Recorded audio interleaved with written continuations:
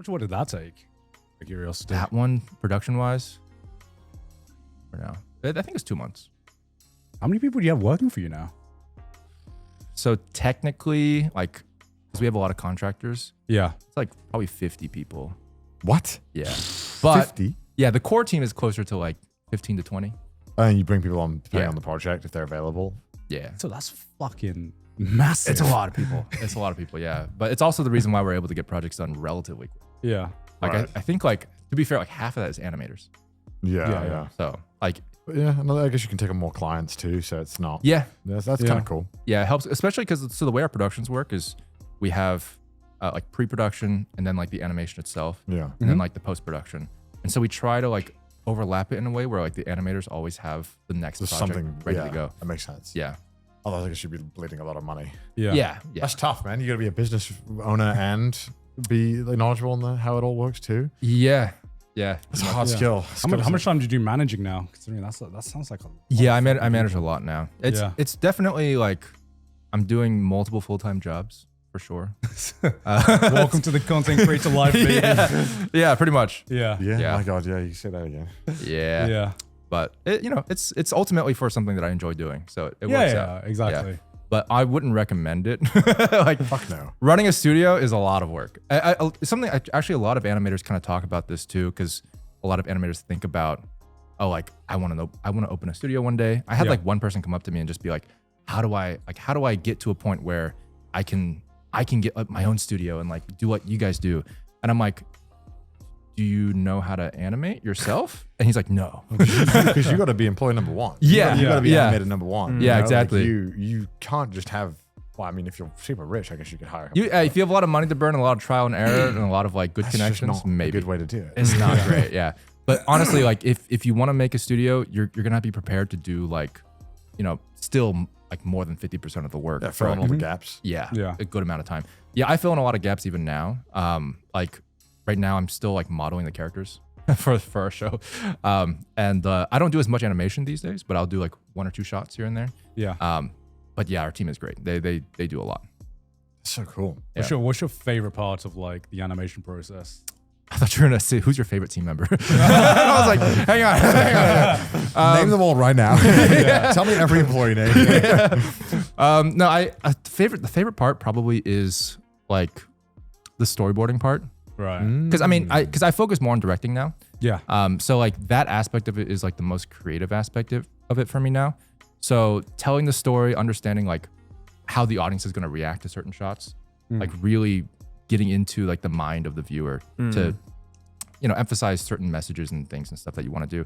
That to me is a really rewarding experience. So I just really like that part of it. And it also gives me an idea of what the entire video is going to look like already. So I can kind of watch it, myself in my head. And then we have to wait for it to be done. Basically after that. Yeah. But yeah, I like that part a lot. Yeah. Yeah. So you're basically making your own shows now, but like what are some of your favorite shows? Oh, it's interesting because I have like, when it comes to my favorite shows, Yeah. it's not always because I like the animation, but Code Geass is probably my favorite show. Ooh. Based. Yeah. Okay. Classic. Yeah, Classic choice. It's a classic. I keep watching anime being like, is this going to be better than Code Geass? And it still hasn't gotten to that You're point going to be yet. searching for a while. I know, feel. dude. Bad way to live your life. I know. It's tough. Honestly, so I'm curious what you guys think of the Attack on Titan ending, because I like it. to me there was a lot of parallels to Code Geass, Oh, yeah. but I just felt like, man, it's almost like it was trying to do something similar to Code Geass, but it didn't quite get there. So that was my opinion of it. Yeah. But I also respect that it was pretty good. But like Right. Code Geass ending is so What good. was missing from it, do you think? Or what was different from it? Well, yeah. So specifically, I think there was missing a little bit of like, I want to call it like intention of like Eren, for example, because Lelouch, if you guys remember, had this whole master plan that wasn't revealed till like the very last episode almost. Yeah. And that was like several episodes of just like, what the fuck is going on, which I really enjoyed. And when Attack on Titan started doing it, I was like, oh yeah, here we go. It's happening. Because the last season had a really cool build up to it. And I was like, oh shit, like yeah, Eren is doing some crazy shit, and like Yeah. it's gonna lead to. He's got like this whole master plan. Yeah. And then by the end of it, I was like, oh no, it seemed like he just kind of gave up. And like that was kind of like the moral of the story, which I appreciated. But I was like, man, it would have been really cool if he actually like Stuck to it till the genocide end. Yeah, had a purpose. Yeah. but that was just like, that's my, it's my story brain. I Yeah. don't remember it very well. Which one? Attack on Titan. But I remember Code Geass very vividly. Well, Yeah, basically, enough. the reveal was basically Spoiler alert, by the Yeah. way. yeah, yeah. Well, and he haven't- also changed it from the manga, right? Well, I actually No, changed no, Oh, was it? I no, thought it was they, in they, there. they didn't really change it. They a changed couple some lines right? here and there. Yeah, sorry. But the reveal was basically Eren was basically just LARPing the entire time. He had no idea what he was doing. Yeah. He was just trying to be like a cool edgelord, but he was basically, my interpretation of it was that he was still the same Eren that was the angry little edgy boy that started off Attack on Titan, Right. as opposed to the person he presented himself to be as this mastermind who knew everything that was going to happen, everything that was going on. And I enjoyed personally. I get what you mean, where it was like, oh, this looks like it's going the Code Geass ending. Yeah. The problem I would have if it did go the Code Geass ending is that Code Geass already exists. Yeah, I agree with that. Yeah. Yep. And I don't think the author came into this being like, oh, Code Geass exists, I must do something different. But Yeah. I do think that the ending of Attack on Titan is just a bit more representative of the modern time, I guess. Yeah. I don't know. True. It feels like Code Geass worked for its time period where we're a bit more optimistic, like a bit more idealistic. True. And now, I don't know, the Attack on Titan came out in an era where, I don't know, Eren kind of needs to be portrayed as at least somewhat pathetic in the end. Yeah. Yeah. For Yeah. it to Yeah. make sense. Because Exactly. his intentions ultimately were Yeah. pathetic. If anything, I feel like the ending of Attack on Titan is a more realistic take on how, if this happened in real life, a more realistic take on what would actually be going on behind the scenes. Because if the Code Geass ending happened IRL, it was like I said, Code Geass ending is probably my favorite ending in anime. Yeah. As a fictional piece of as a fictional story. Yeah. Yeah. Happens in real life, I don't think everyone would. Well, true. Code Geass ending is like when the DVD logo hits 4 corners back to back. Yeah. Somehow. It's like, Yeah. what? Yeah. It's like, you know it's not Yeah. going to happen, but if it does. Physics won't allow it, but True.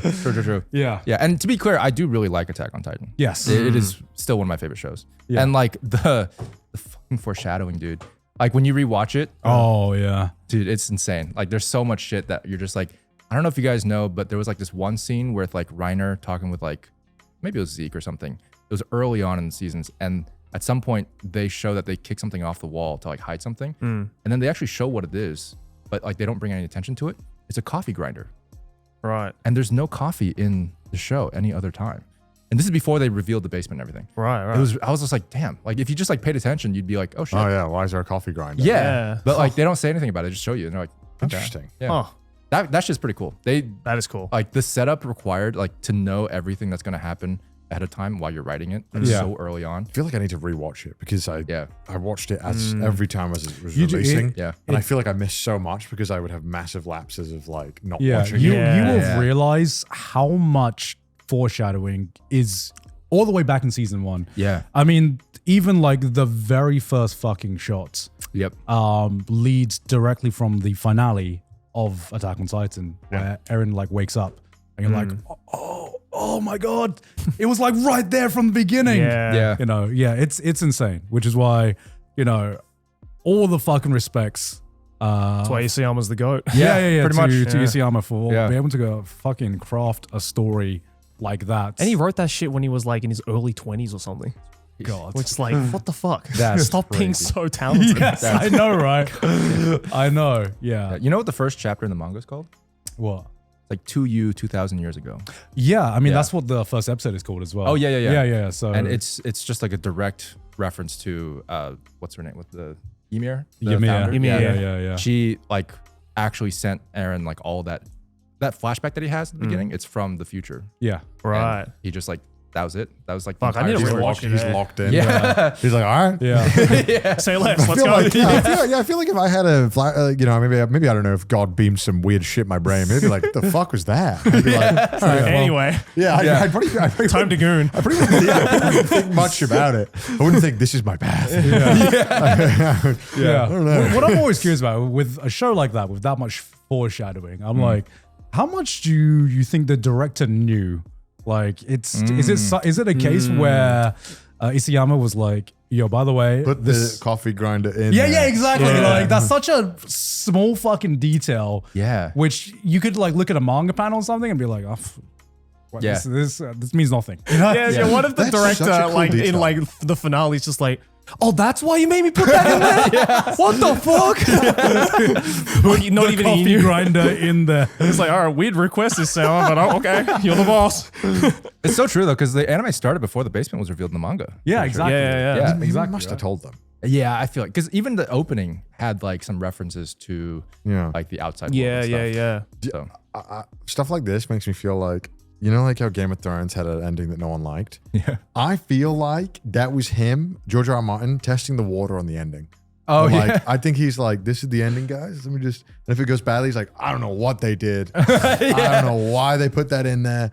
I feel like it'd be such a good way to test if your ending Yeah, is solid. He's like, I was sick that day. Brother, I was busy. I was doing No, something. Yeah. I actually think it's the opposite. I actually think because he did give him like the cliff notes of how the Yeah, he ending did, goes. right? So that's why I'm Yeah. like, huh. But like I think like a lot of the like where the characters ended up and what the characters ended up doing, they make sense in terms of like here's how their character arc should go. Yeah. Like, Daenerys, for example. I was like, okay, I feel like her turning like into like the Mad Queen or something, that was like that would be a Yeah, it narratively makes sense. narratively Yeah. it makes sense. But how we got and that I'm doesn't- sure yeah. he sent them like, okay, here's what happens with Daenerys, here's what happens with all the Starks and something. And Yeah. I'm sure he saw like the setup and he was like, this is what the fuck? If Yeah. they fuck up the setup in the show, can you Yeah. still write the same thing but with better setup? Or will people be like, I think so. oh, this is going to suck? I think so. Okay, Yeah. okay. I say that from the perspective of like having written shit that sucks and then fixing it.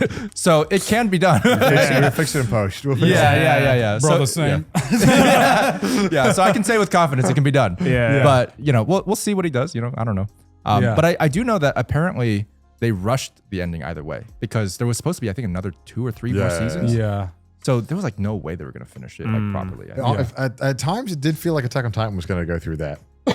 Oh yeah, with with the final with the season part final, 3. Final, Yeah. and then it kept Yeah. getting smaller parts, and it was like, well, what's going on, guys? Yeah. Yeah. But luckily, we got the ending. I thought for sure they were gonna pull like a Demon Slayer and be like, it's ending I with thought it was 2 gonna be a movie. movies. I thought it was gonna be movies. Yeah. I still don't understand why they didn't do a movie for the final part of Yeah, the it. final Yeah. part could have Yeah. been a movie. Yeah. Because I there was agree. what was the delay between the final episode and the episode like prior? 6 months or something like It that. should have just been 2 movies. Yeah. Just one big Yeah. movie for both of those. Yeah. Yeah.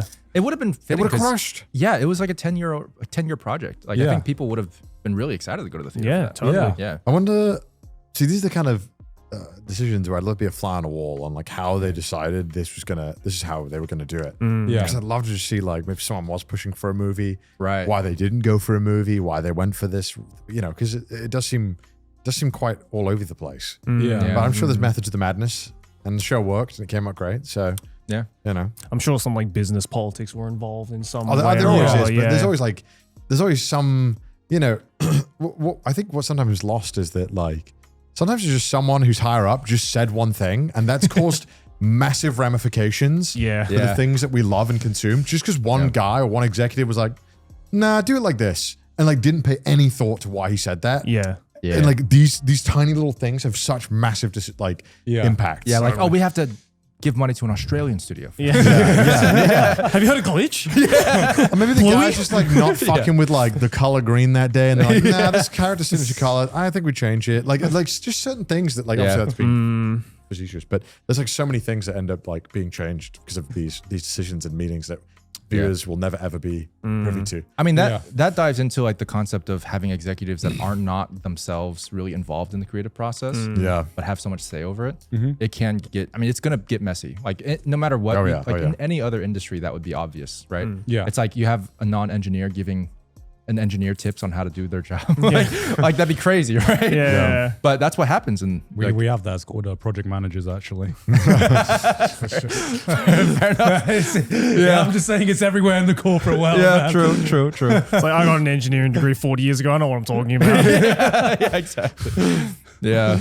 It's kind of crazy, but hey, it's how the world works. Wildly inefficient. Yeah. And I'm sure maybe you've experienced this, but a lot of these companies that we all think about as like being like super efficient, really good, they're like the most disorganized group of people ever. Like you're saying, like Blizzard didn't give you it for a week. Yeah. Until, like, you know what I mean? Like, Yeah. a lot of the times that I used to just think as these companies, like they just get shit done because they have money, they got manpower. But holy shit, is it disorganized? And a lot of the time, a lot of these companies do not work like that. Yeah. Yeah. Except for Nintendo's lawyers. My God, they're efficient. Oh yeah. They are on top of. Yeah, it's like that weird moment, like, you know, around when maybe you're about to go into college or about to get into your first job, where you see these like adults in the corporate world, and they're like, oh wow, they're so organized, they're so professional. Like I've got a lot to live up to. And then once you step into that world, you're like, man, everyone fucking sucks. Money plugs a lot of holes. Yeah, no one knows what the fuck they're doing, like me. Yeah, true.